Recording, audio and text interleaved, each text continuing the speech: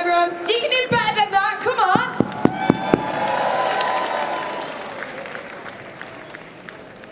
Booker, how are you doing? I'm doing grand. Oh. Just got off a flight this morning, came straight here. Right now, still got, euphoria. Feels great, though. Yeah. I can't believe that you just arrived this morning and you are more full of beans than... No, I mean, I'm excited. I actually feel really, really good. I'm still on, U.S. time, so it won't hit me till later on. So you guys got me at a good time.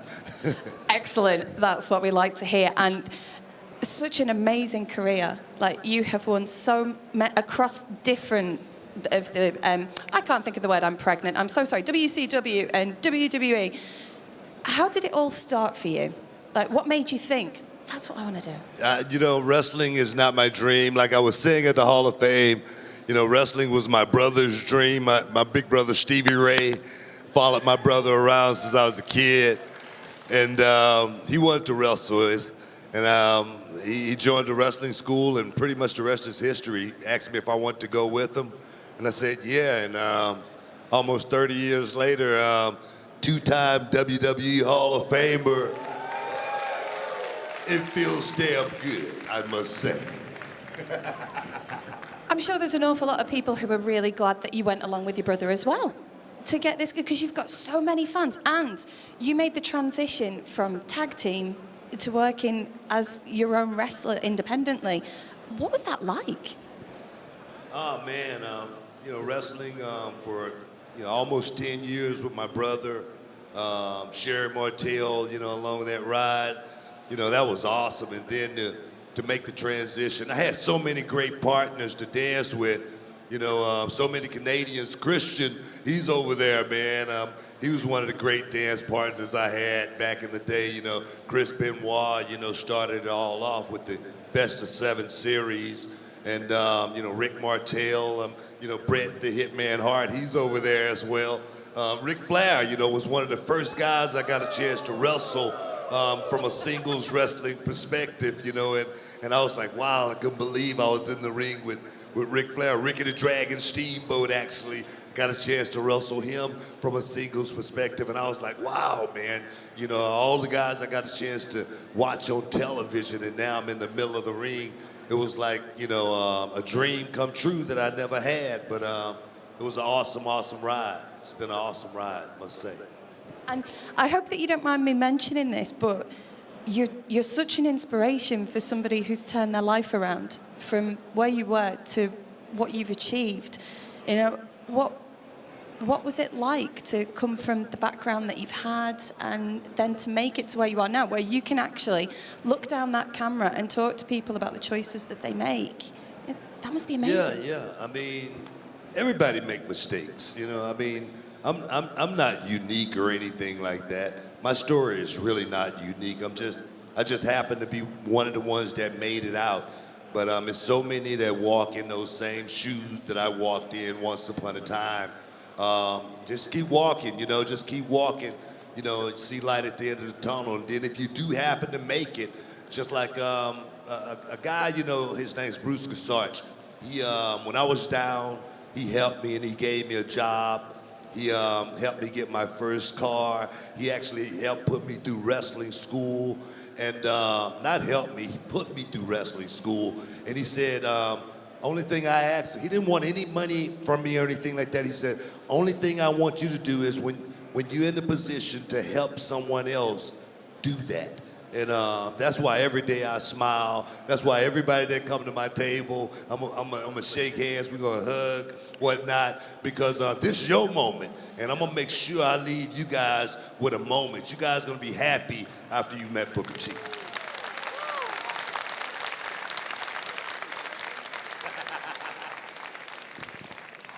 What an awesome story. And it's so lovely and so many memories for people to look back on. And what's been your particular favorite memory across your whole career? Let's go really broad. Booker T versus Stone Cold Steve Austin in the grocery store.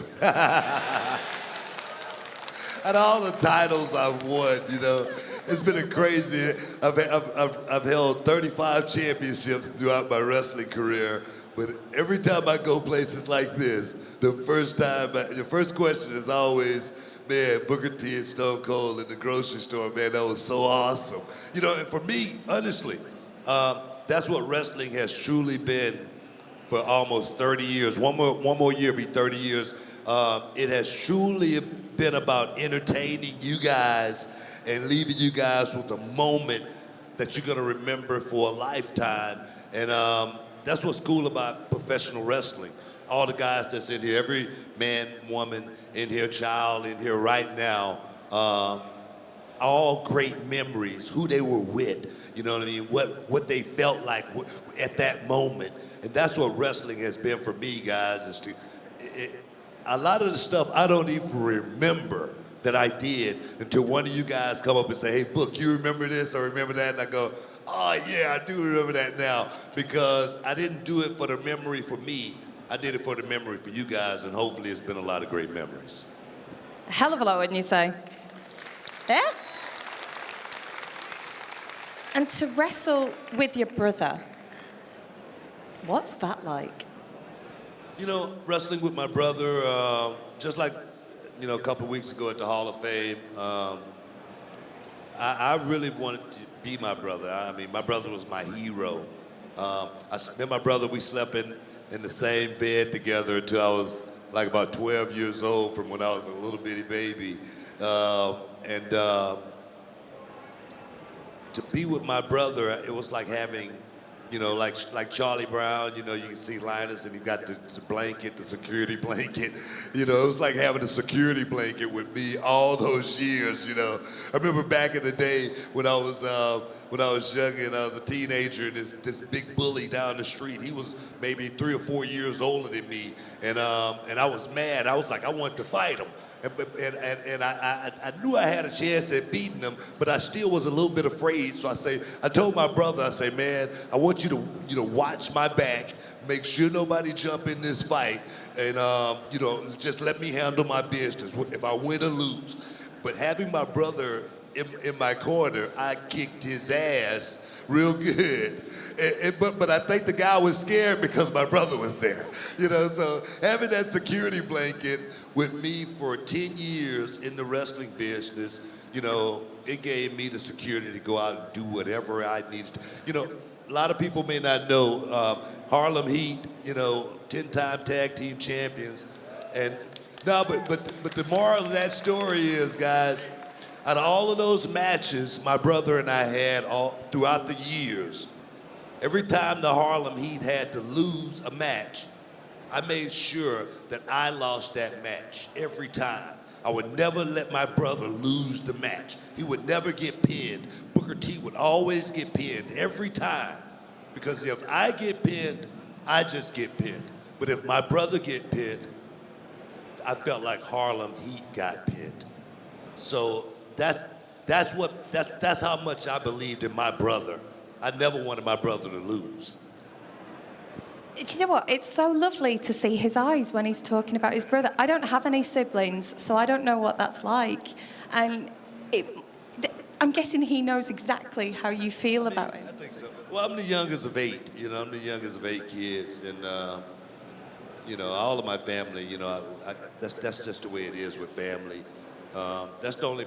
At the end of the day, you know, no matter how many friends you got, you know, the family is going to be there at the end of the day. So, you know, my brother, I give him all the praise, because you know, coming from where I come from, like we were just talking about, I quit school when I was in the 11th grade. I ended up going to prison, you know, when I was 21 years old. If I didn't have, you know, people like my brother to fall back on when I came home, you know, all those friends, they were gone, you know. But my brother, he was still there, you know, and so I give a lot to, you know, family. Family means everything to me. And I'm guessing one of the highlights, if not the highlight of your career, would be Hall of Fame with him, like the two of you together. Well, we just went. I mean, yeah, that was the pinnacle. That was the pinnacle for my, as well as my brother and I. We never worked in WWE. And for two brothers who never worked in WWE to get the call and say, we're gonna honor you guys, you know, for your work. That was the icing on the cake for me. It seemed like it just keeps getting bigger and better, man. I always said my career has been like a snowball going downhill. It just seemed like it keeps getting bigger and bigger and bigger. And I always wonder, you know, when is it gonna melt out? When the sun is gonna come out and it's gonna all melt away? But, you know, God has blessed me, you know, to just keep doing my thing. It never has to melt. I hope not. Never. It can carry on going. And I love watching you talking about your brother. It is so lovely. I've been told about your brother. I'd read about the respect that you have for him. And I think what's so lovely is the fact that for a sport that brings in so many families who watch it together. It was my granddad that got me into wrestling. And I know that Cal, one of the people who works at Wrestling Travel, his whole family, like back years, are all so into it. And you got to make a mark on people with your brother. Everybody's introduced, and it must be incredible. I mean, to leave a mark, that I think for me, that's what I got into wrestling for.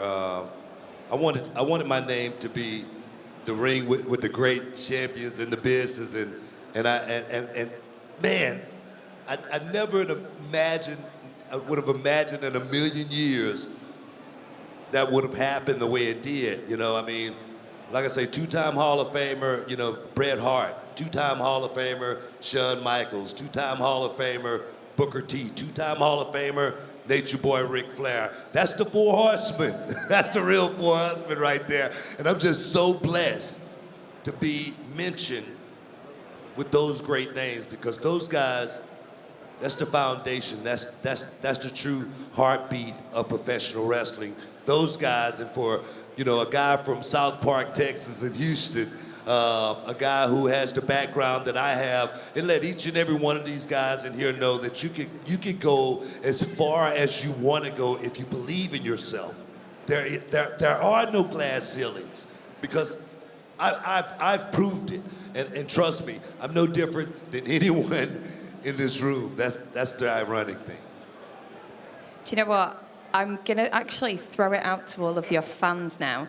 And the lovely Lucy has a microphone. I'm sure that there are people who've got questions to ask Booker. So if you've got Lucy. Something, Lucy, everyone. Give it up for the lovely Lucy. Who has got a question?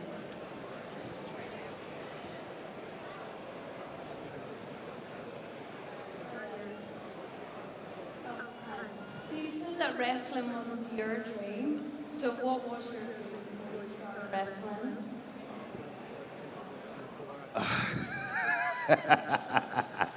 You know, I really didn't have any dreams or anything like that. I remember I started working out, and I was working out real hard, and I was taking the protein, and I was like, man, you know, this is going to turn into something. You know, I say, man, I could be a bodyguard. You know, I could be a bouncer. I could be a bodybuilder. You know, I could be a stripper. I had a lot of aspirations, but I just knew I didn't want to. I just knew I wasn't a 9-to-5 type of guy. I knew working in the office wasn't for me. I knew I had to entertain. Ever since I was a little kid, my sister and I, we always used to entertain the family. We had dance group, you know, at family gatherings, we would always entertain. So I always did impressions, you know. Entertainment was my way, and somehow I found my way here. It's crazy. Impressions? Of who? Well, I mean, Can we hear? I mean, if anybody know about King Booker, you know, my British accent, you know, King Booker, the most majestic king of them all, you know. I mean, I got to work on it a little bit, but, you know, I always morph into a different character, you know, at different times.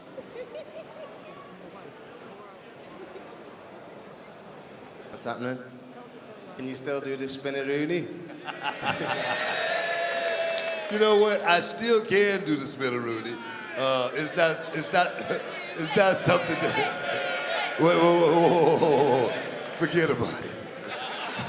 There's nowhere in the pay rate. But no.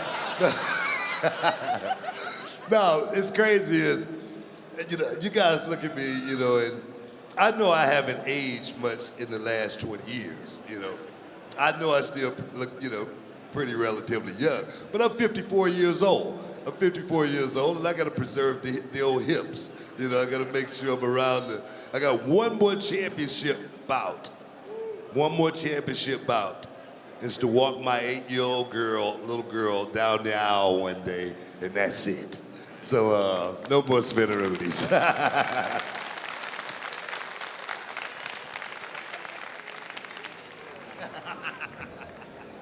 Just a question back there. Hiya. I wanted to ask you, since you've retired, one of the things you've been doing is the kickoff show and the commentary, and one of the favourite things of that is Booker T's Fave 5. So I wanted to know, who were your Fave 5 opponents to work with? Two of my my Fave 5 opponents. Man, that's a good one right there. Fave 5 opponents for Booker T. I say it all the time, but Canadian wrestlers, they all seem to have, that same hunger, that same drive. And I've wrestled so many of them. And so to start, one of the guys that I always wanted to work, are you okay? I don't have any pains. We've got a Booker fan in here. I'm seriously getting kicked a lot. I'm like, oh, there you go. We might have a moment here.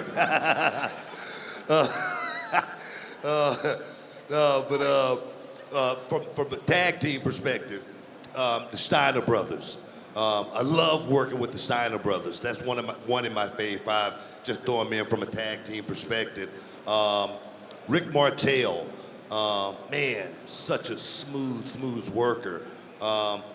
Bret the Hitman Hart. Man, I love working, the little time I had to work with Bret in WCW, it was such an awesome time. I wanted to do an angle with him so bad, the company just blew that one right there. Chris Benoit, definitely the Best of 7 series, put me on the map. If it wasn't for the Best of 7 series, working with Chris Benoit, I honestly don't know if I would have found out, my full potential. I really don't know, because he pushed me far past, wherever I thought I could have gone, he pushed me past that point. Rey Mysterio. I definitely got to put Rey Mysterio on the list, because Rey Mysterio's, he's my favorite wrestler, and he's the ultimate underdog. He's the ultimate little big man. He's the ultimate giant. I guess that would be my Fave 5. That's 5, isn't it? All right, boom.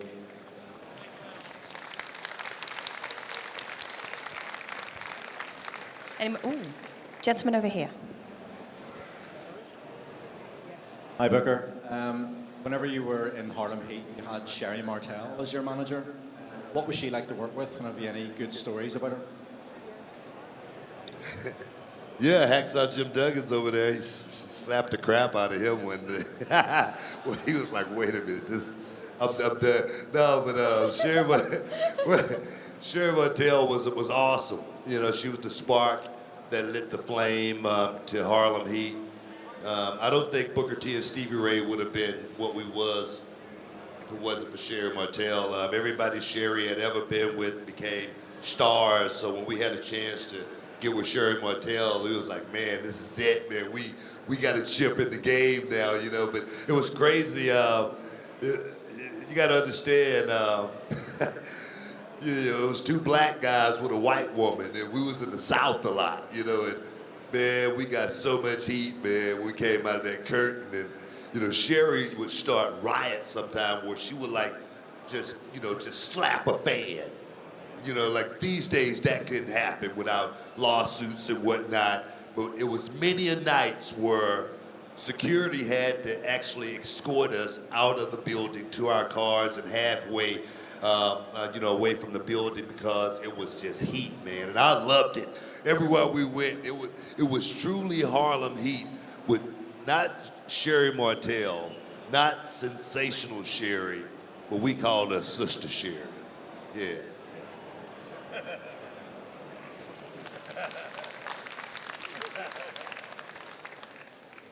Hi, Booker. What's your most embarrassing moments on WCW or WWE? What's your most embarrassing moments on WCW or WWE? Embarrassing moments? I've only had one embarrassing moment throughout my whole wrestling career. And you guys probably seen it on YouTube a million times. As what it got? How many hits now? 5 million, or maybe 8 million hits. You guys know what it is. I don't have to say that moment.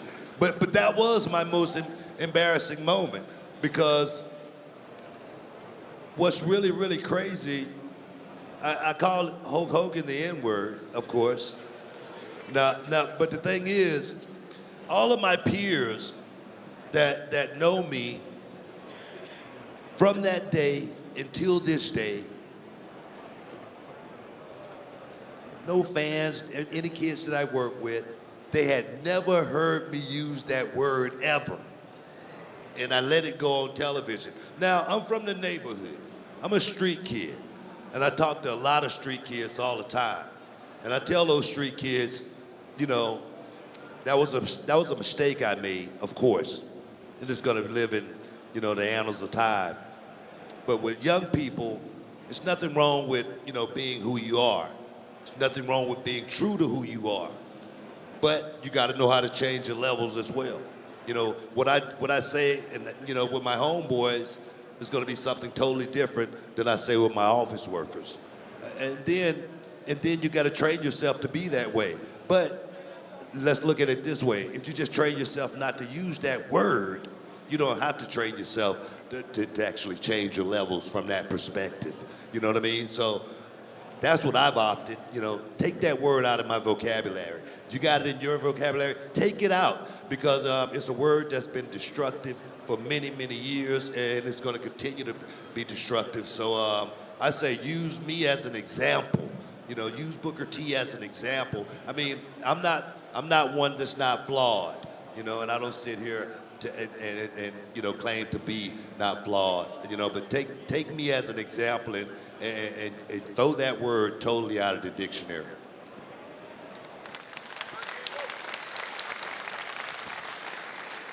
It's just a chat.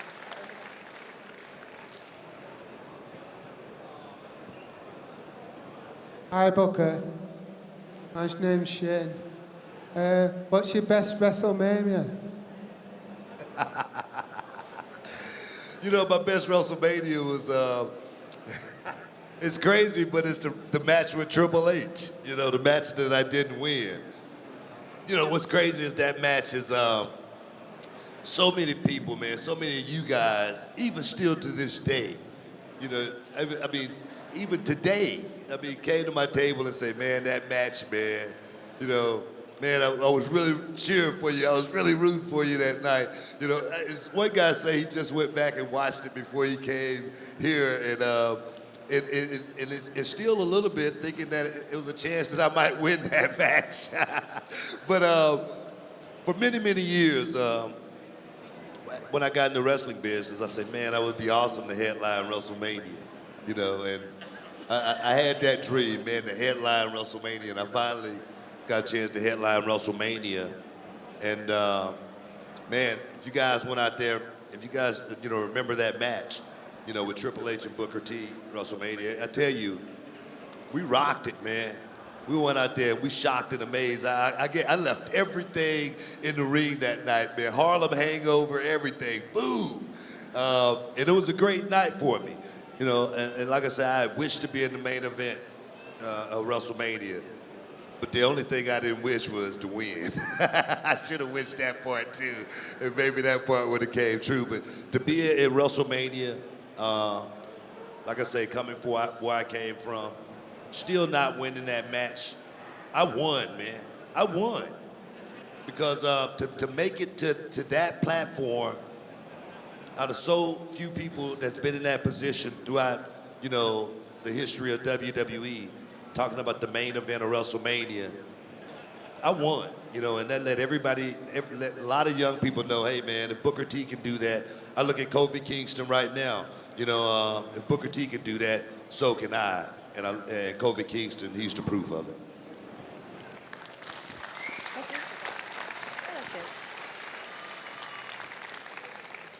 Any more questions? Anybody pop your hand up? There's one after this chap, there's one at the back, Lucy. So, just memories of working with Goldust. Oh, man. Me and Goldie. Me and Goldust, man. I tell you, man, it was the most odd pairing, of course. You know, no one really thought Booker T and Goldust was gonna, you know, take off like it did. You know, book dust is what we called it. But it was like a night off every week. Goldie and I came to work.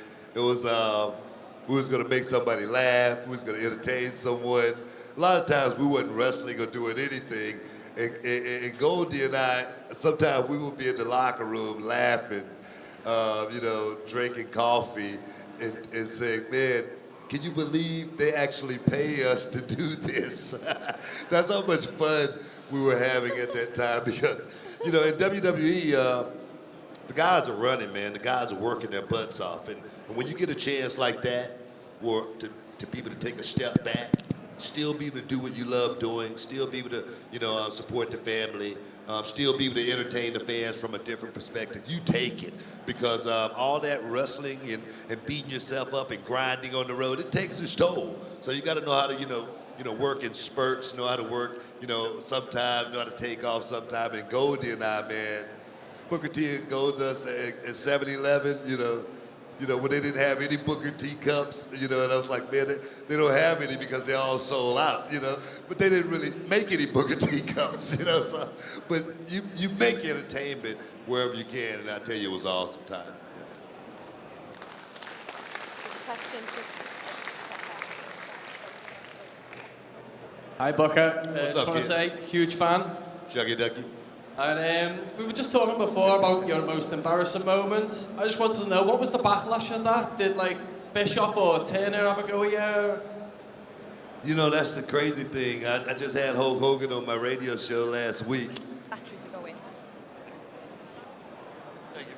Sorry, mic change. Thank you. Testing. I just had Hulk Hogan on my radio show just last week, and people labeled Hulk Hogan a racist when that happened. You know, not when that happened, but when he made his comments and whatnot, people labeled him a racist. And I say, you normally know a racist by the people that they hang with, their friends. You normally know a racist by, you know, their kids. You know, and I said at that moment when I said that about Hulk Hogan, I said, man, that was a moment right there for Hulk Hogan. If he was a racist, I said a racist would have said, man, I'm finna get this sucker fired. I'm gonna do my best to get him out of here.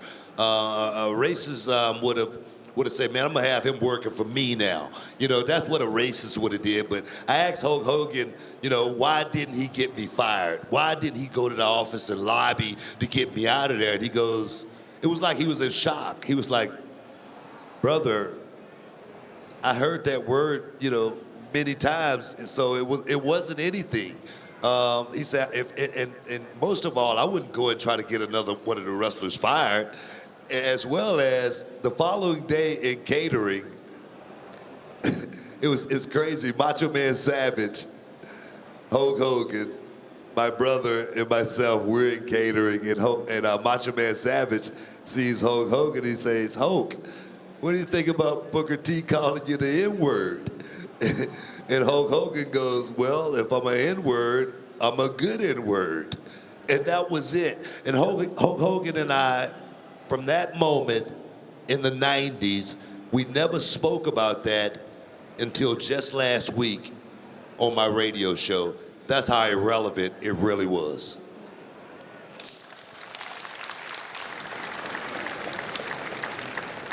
Hey, Booker. How you doing? What up, kid? Nice to meet you, brother. All right.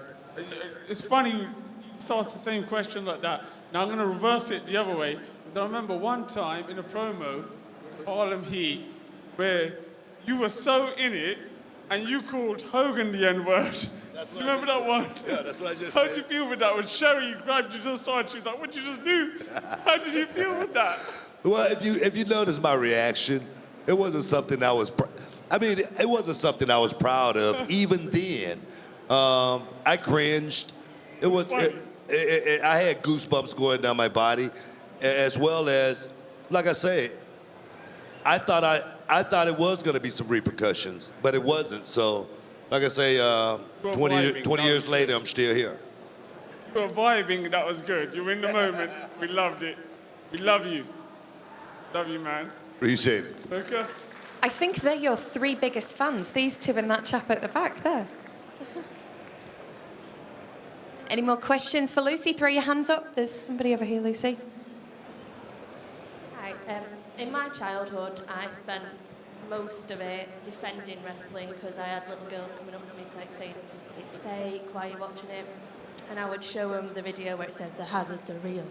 I'm just wondering, what's the worst injury you've ever had, or if you haven't had one that's that severe, what's the worst one you've witnessed? Injuries?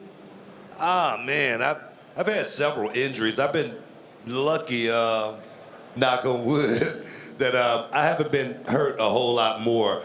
I got into wrestling when I was 25 years old. I never played sports or anything like that. So my body was, pretty new to actually getting beat up. That's why I probably lasted without getting so many injuries. I had my knee scoped a couple of times, but I did have a back injury where I was debilitated for 2 months. I had to have 2 epidurals as well, to where, I didn't think I was ever gonna wrestle again. And finally I got back on track. But as far as when people talk about wrestling and wrestling being real and wrestling being fake and whatnot, the way I answer that question all the time, it could be a little kid or it could be somebody that's 60 years old. And I say, anything that puts food on your table, a roof over your head, clothes on your back, is as real as it possibly can be, because that's life.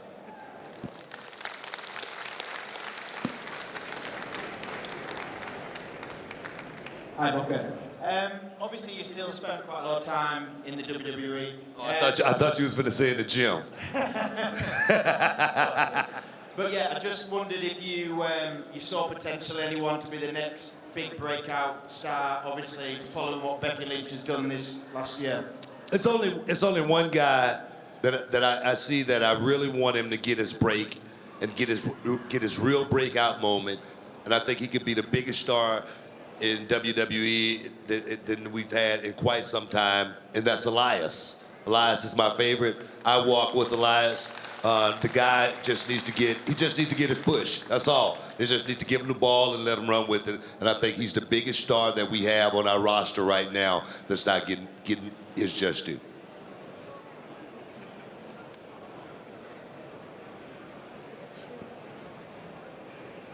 How was your first ever Elimination Chamber match? Man, first ever Elimination Chamber match. That's a good question right there. I was in the first ever Elimination Chamber match. And I didn't like it at all. No, because in Elimination Chamber, you're gonna get hurt. It's so much steel out there and whatnot, and it's just a bunch of stuff you can get hurt. And I didn't like getting hurt at all, and so I didn't fare well in those kind of matches. Elimination Chamber matches, cage matches, ladder matches. I lost in all those matches on purpose. Because I was just one of those guys. I was, like I said, like the ladder matches, I was afraid of heights. The cage matches, I knew I was going to get cut up or something. But I tell you, Elimination Chamber, it was history. So I can say that's the best part about the Elimination Chamber, being in the first ever Elimination Chamber match. And I think that might have been the only Elimination Chamber match that I was in, and thank God.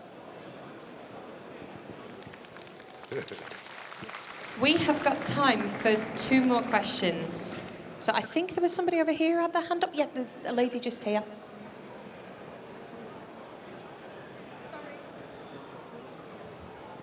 Hi. I was just wondering what it was like to work with your wife as king and queen. I tell you, working with my wife, the lovely Charmel, well, that was the best, that actually was the best time of my whole career. I think it was anyway, because we were like Bonnie and Clyde. We were a true team on the road. And when her and I got married, and I was still on the road, and I was like, man, this ain't working out, you know. I mean, I didn't want to be on the road and be away from my wife. I just got married. I knew something was going to happen and it wasn't going to work out. And I went to WWE and I told Vince McMahon, I was like, man, I'm done. I can't do this anymore. I'm going to walk away from this. And he was like, what's going on? I said, well, you know, I just got married and I don't want to be away from my wife on a regular basis.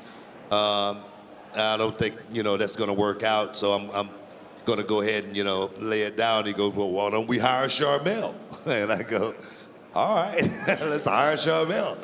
So we hired Charmel, and I always call, you know, even before, you know, King Booker, I always call my wife my queen. Even still now to this day, I call my wife my queen. And they caught wind of that, and then all of a sudden, they were like, why don't we, you know, bring King of the Ring back, you know what I mean? And you could be the king, you know? I was like, that'd be cool, you know? So my wife is the reason you guys ever got a chance to see King Booker. It's all because of Charmel. And yeah, seriously. And it was the best time, you know? I mean, she took care of me. She always watched my back, you know. A lot of times after the shows, it's, you know, we got to drive. You know, normally after every show, we got to drive somewhere. It's a drive. And Charmel, she would never let me drive because she knew how tired I was. So she would always drive me wherever we, I mean, ride or die. That's my queen. So that was the best part of my career. I appreciate that.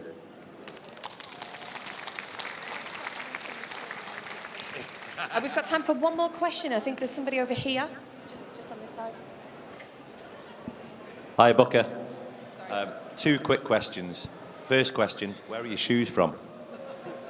Those are Men's Warehouse special right there, man. You go to Men's Warehouse, you get your pair of those Chuck Taylors, patent leather, you know. Converse. Real sweet Converse, yeah.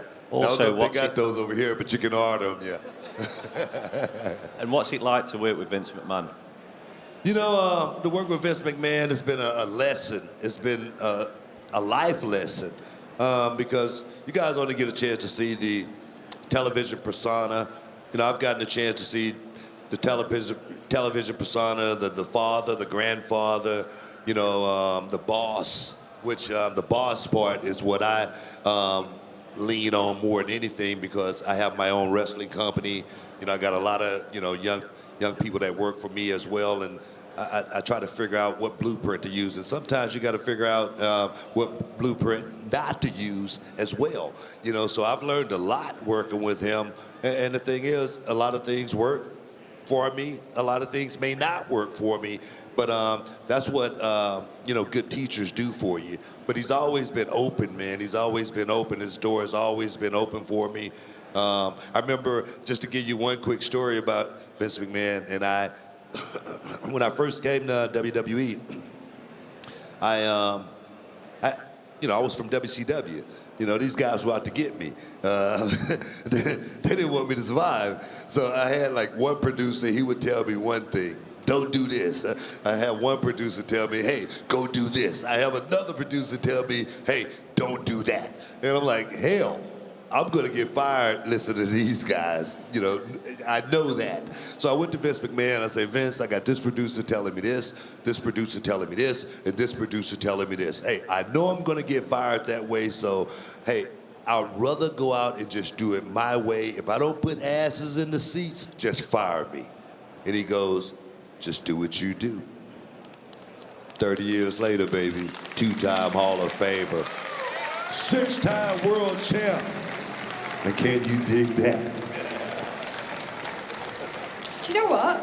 I actually can't think of a better way to end the panel than the words that have just come out of this man's mouth. Ladies and gentlemen, for the love of wrestling, 2019, he's an absolute legend. Give it up